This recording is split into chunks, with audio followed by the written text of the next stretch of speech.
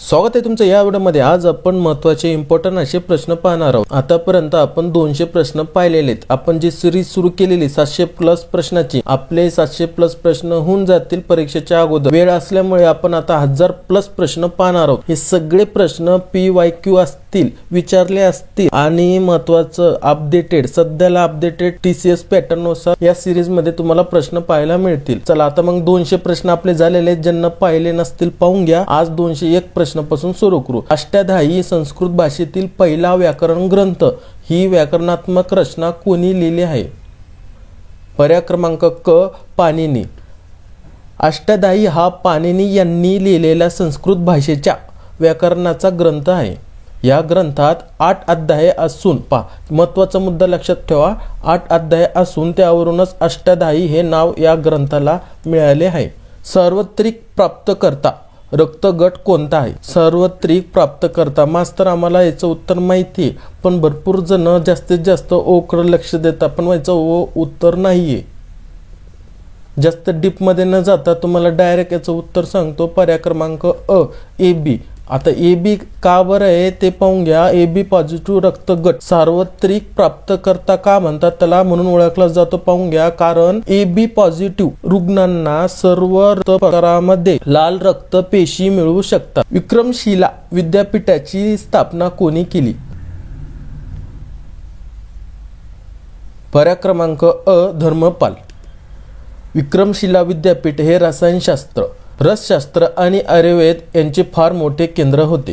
विक्रमशिला विद्यापीठ हे आजच्या बिहारमधील भागलपूर जवळ इथे होते। धर्मपाल नावाच्या राजाने या विद्यापीठाची स्थापना इसवी सनाच्या 8व्या शतकामध्ये केली।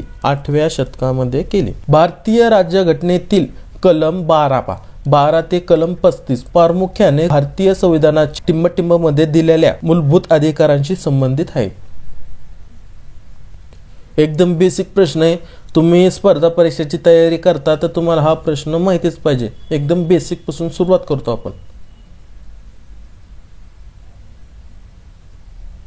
पर्याय क्रमांक ब, भाग 3। आता भाग 3 मध्ये समजून घ्या, ह्या अधिकारी भारतीय राज्यघटनेत 12 ते 35 अनुच्छेदात समाविष्ट आहेत। राज्यघटनेत 6 मूलभूत अधिकारांची हमी आहे।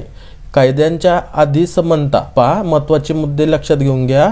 कायद्याच्या आधी समानता, धर्म, वंश, जाती, लिंग किंवा जन्म स्थानाच्या कारणास्तव भेदभाव रोखणे आणि रोजगाराच्या बाबतीत संधीच्या समानता यासह समानतेचा अधिकार। ब्रिटिश संसदेचे हाऊस ऑफ कॉमन्स सदस्य म्हणून निवडून आलेले पहिले भारतीय कोण होते?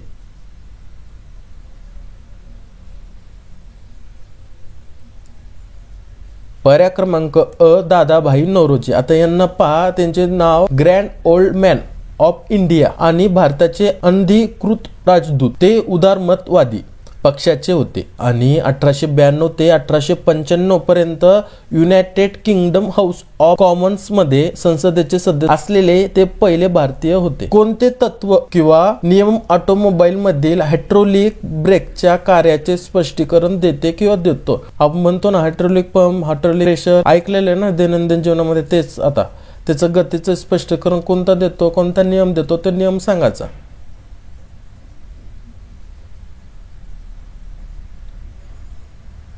पर्याय क्रमांक ब, पास्कलचा नियम। 2011च्या जनगणनेनुसार कोणत्या राज्यात सर्वात कमी लिंग गुणोत्तर आहे? सर्वात कमी लिंग गुणोत्तर, तुम्हाला याच्यामध्ये गोंधळ होणार बरं का परीक्षेमध्ये। जास्त म्हटले कमी म्हटले, व्यवस्थित प्रश्न वाचायचा।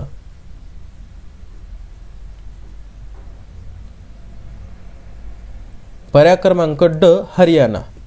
हरियाणामध्ये भारतातील सर्वात कमी लिंग गुणोत्तर आहे। आता ते किती पाहून घ्या, 877 महिला ते 1000 पुरुष आहेत। पुदुचेरी आणि केरळ इथे पुरुषापेक्षा महिलांची संख्या जास्त आहे। टिंबटिंब एक मोरोक्कन प्रवासी त्याच्या विस्तृत प्रवासासाठी ओळखला जातो। त्याने 14व्या शतकात मोहम्मद बिन तुघलकच्या काळात भारताला भेट दिली।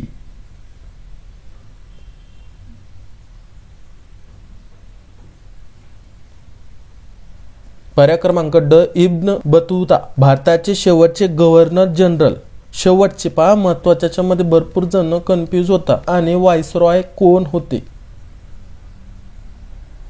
पर्याय क्रमांक ड लॉर्ड माउंटबॅटन. लॉर्ड माउंटबॅटन हे भारताचे शेवटचे व्हाईसरॉय आणि स्वतंत्र भारताचे पहिले गव्हर्नर जनरल होते.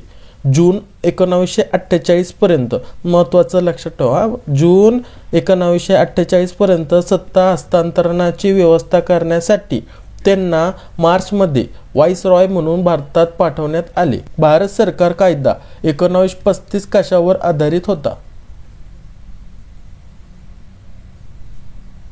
पर्याय क्रमांक ड सायमन कमिशन. भारतीय राज्यघटनेच्या 42व्या दुरुस्तीद्वारे प्रस्तावनेमध्ये कोणते शब्द समाविष्ट केले आहे?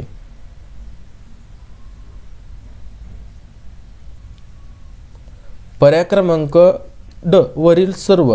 42व्या सुधारणा अधिनियम 1976 च्या प्रस्तावनेत कधी 1976, महत्वाचं बरं का, हे इसवी सन लक्षात ठेवा, पाठच ठेवून द्या डायरेक्ट. 42व्या सुधारणा कधी 1976 मध्ये झाली. या प्रस्तावनेत आता 3 नवीन शब्द समाविष्ट केले आहेत: समाजवादी, धर्मनिरपेक्ष आणि अखंडता. अल्युमिनियमचे मुख्य धातू कोणते? पर्याय क्रमांक क बॉक्साईट. भारतातील कृषी पतपुरवठा क्षेत्रातील सर्वोच्च संस्था कोणती आहे? पर्याय क्रमांक ड नाबार्ड. कृषी आणि ग्रामीण विकासासाठी राष्ट्रीय बँक. पूर्वी शेतकी व ग्रामीण पतपुरवठ्यासंबंधीची जी कामे भारतीय रिझर्व्ह बँक करीत असे, ती सर्व कामे नाबार्डकडे सोपवण्यात आली. ग्रामीण क्षेत्राच्या सर्वांगीण विकास घडवून आणण्यासाठी आवश्यक असलेल्या वित्त पुरवठा करणारी नाबार्ड ही एकमेव शिखर संस्था आहे. थॉमस कप, सुधिरिमन कप आणि उबेर कप कशाशी संबंधित आहे? ते जास्त कप या ठिकाणी आले तर गोंधळून जायचं नाही. पर्याय क्रमांक क बॅडमिंटन. हरितगृह परिणाम ग्लोबल वॉर्मिंग कशामुळे होतो? आता हरितगृह परिणाम किंवा ग्लोबल वॉर्मिंग कशामुळे होतं ते सांगायचं होतं.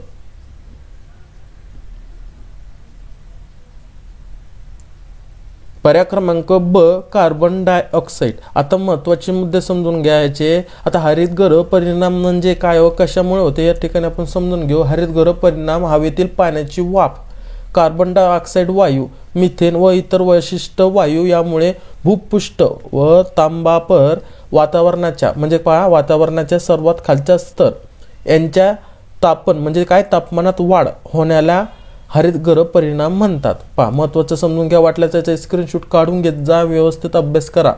TCS पॅटर्न नुसार तुम्हाला प्रश्न अशी पडणार नाही.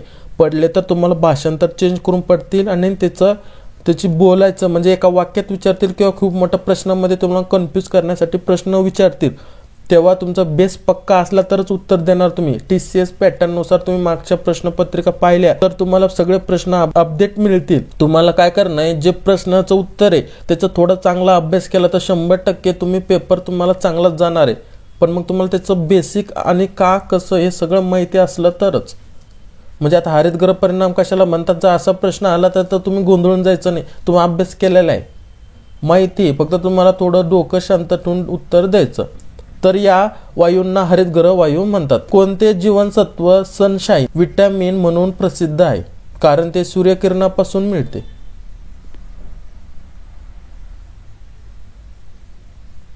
एकदम बेसिक प्रश्न होता. सूर्यापासून आपल्याला माहिती आहे. पर्याय क्रमांक ड विटॅमिन ड मिळतं. अमर्त्य सेन यांना कोणत्या योगदानासाठी नोबेल पारितोषिक देण्यात आले?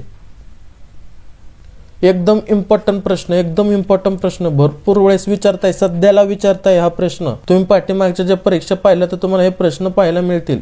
पर्याय क्रमांक अ कल्याणकारी अर्थशास्त्र. अमर्त्य सेन यांना 1998, मग याचं महत्वाचं तारीख लक्षात ठेवा, 1998 मध्ये अर्थशास्त्राचे नोबेल पारितोषिक मिळाले. कधी? 1998. भाऊ तुम्हाला सांगतो मी, महत्वाच्या तारीख आहे बरं का.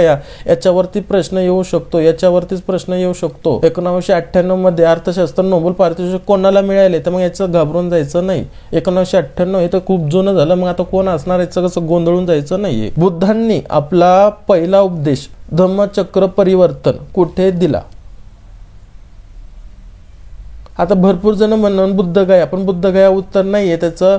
पर्याय क्रमांक ब सारनाथ. धम्मचक्र परिवर्तन उपदेश हा कुठं दिलेला आहे? सारनाथ मध्ये. वेरूळ एलोरा येथे भक्कम खडकापासून कापलेले प्रसिद्ध कैलास मंदिर कोणाच्या संरक्षणाखाली बांधले गेले? पर्याय क्रमांक ब, राष्ट्रकूट राजा कृष्ण पहिला.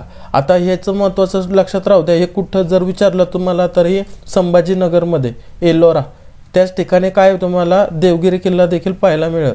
अजून त्याच ठिकाणी तुम्हाला काय 12वं ज्योतिर्लिंग घृष्णेश्वरचं मंदिर देखील तुम्हाला त्या ठिकाणी पाहायला मिळेल. कुठं? वेरूळ लेणीच्या जवळपासच सगळे.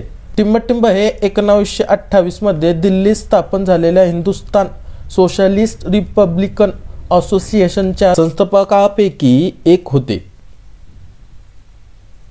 पर्याय क्रमांक क, Chandrashekhar Azad. Hindustan socialist Republican association पाहून घ्या, त्याचा फुल फॉर्म, शॉर्ट फॉर्म.